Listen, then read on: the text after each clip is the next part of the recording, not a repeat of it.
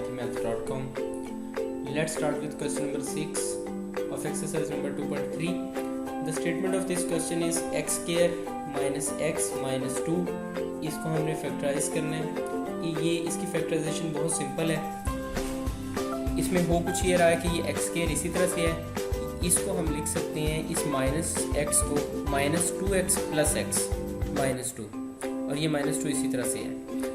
इन दोनों में से x कॉमन आ जाता है, यहाँ पे x रह जाएगा, यहाँ पे माइनस 2 रह जाएगा. इन दोनों में से हम प्लस 1 को कॉमन ले लेते हैं, तो यहाँ पे x माइनस 2 रह जाएगा. यहाँ भी x माइनस 2 है, यहाँ भी x माइनस 2 है. दोनों में से x माइनस 2 को कॉमन लिया तो ये हमारे पास बाकी यहाँ पे x और यहाँ पे प्लस 1 रह जाएगा.